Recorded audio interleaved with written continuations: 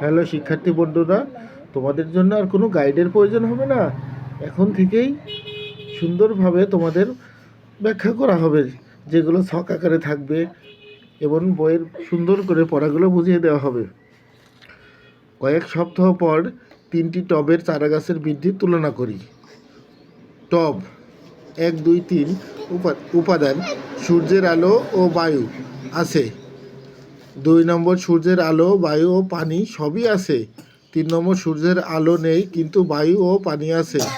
পর্যবেক্ষণ থেকে প্রাপ্ত তথ্য: পানি না পাওয়ায় 1 নম্বর হচ্ছে পানি না পাওয়ায় উদ্ভিদের বৃদ্ধি হয়নি। 2 নম্বর, সূর্যের আলো, বায়ু, পানি সবই আছে তাই উদ্ভিদটি ভালোভাবে বৃদ্ধি পেয়েছে। 3 নম্বর, সূর্যের আলো নেই কিন্তু বায়ু ও পানি আছে তাই উদ্ভিদটি যথাযথভাবে বৃদ্ধি হয়নি।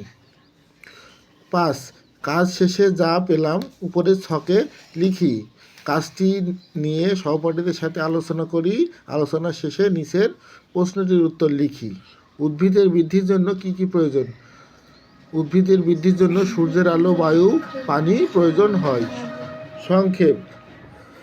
সারসংক্ষেপে আমরা বলতে পারি, পরীক্ষণ ও পর্যবেক্ষণ থেকে আমরা জানলাম, প্রথম টবের উদ্ভিদ সূর্যের আলো ও বায়ু পেয়েছে কিন্তু পানি পায়নি, তাই বৃদ্ধিও হয়নি।